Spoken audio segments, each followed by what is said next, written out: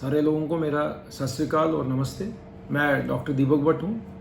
मैं Dayanand medical college और hospital में बच्चों का डॉक्टर हूँ। मैं प्रोफेसर हूँ यहाँ बच्चों के विभाग में।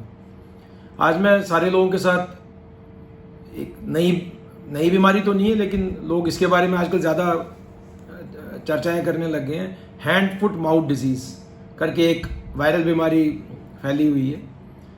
तो लोगों की बड़ी क्वायरीज आने लग गई हैं इसके बारे में। टीचर्स की भी आती हैं, स्कूल से, पेरेंट्स की, जो आप बच्चे दिखाते हैं उनकी क्वायरीज आती हैं। तो मैंने सोचा कि एक बार इसके बारे में थोड़ा सा आम पब्लिक को थोड़ी जानकारी मिल जाए।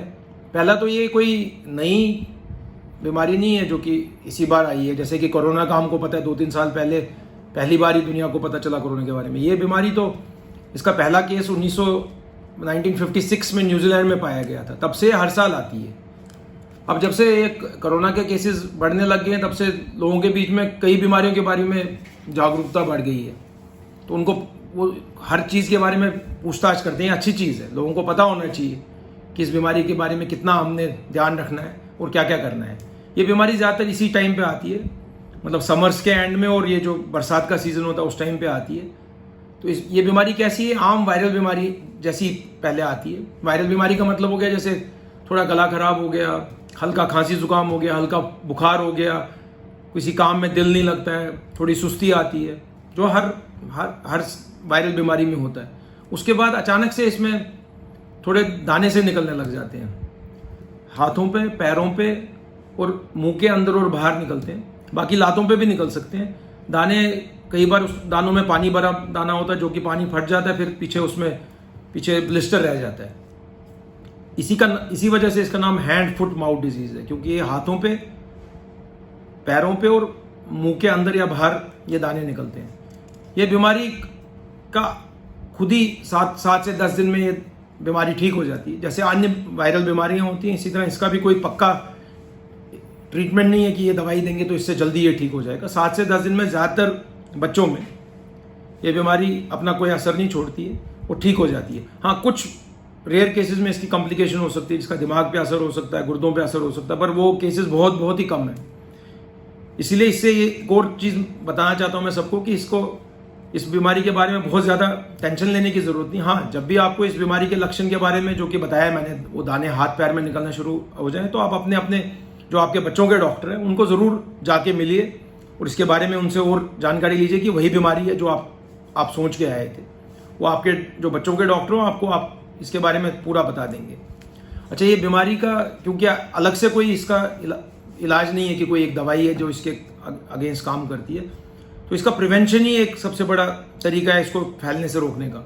ये बीमारी ज़्यादातर खांसी, जुकाम, सांस की नली के रास्ते फैलती है, या अगर हम कोई खाना जो अच्छी तरह से पका नहीं हो, मुंह के रास्ते से भी फैल सकती है।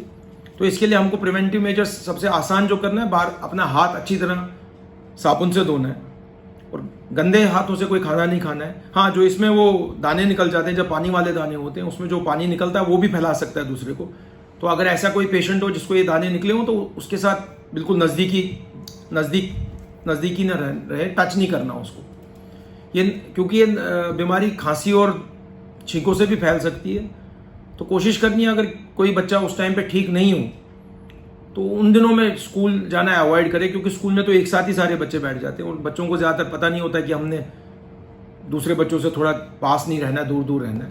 तो कोशिश करनी है उस टाइम पे जब बच्चा बिल्कुल ठीक नहीं है तो उसको थोड़ा सा स्कूल से दूर ही रखें और टीचर को वजह बताएं कि क्यों दूर रख रहे हैं।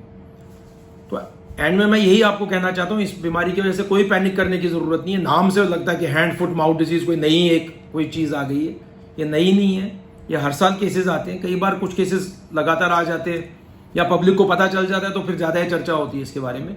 इसका और बुखार आता है, इसमें बुखार के लिए आपने पैरासिटामोल देनी है, या जो आपके बच्चों के डॉक्टर ने दवाई बताई है वो देनी है।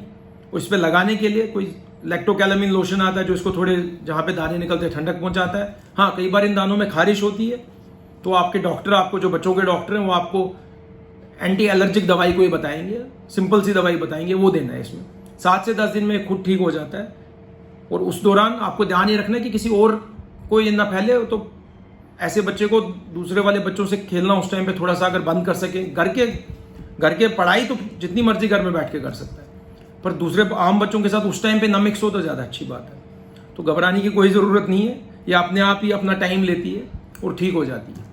कुछ और भी कोई अगर कोई इसके बारे में आपको कोई डाउट्स हों तो आप डीएमसी में बच्चों की ओपीडी में आके हम में से किसी से भी आप कांटेक्ट कर सकते हैं। आपको इसके बारे में हम पूरी विस्तार में जानकारी देंगे। Thank you.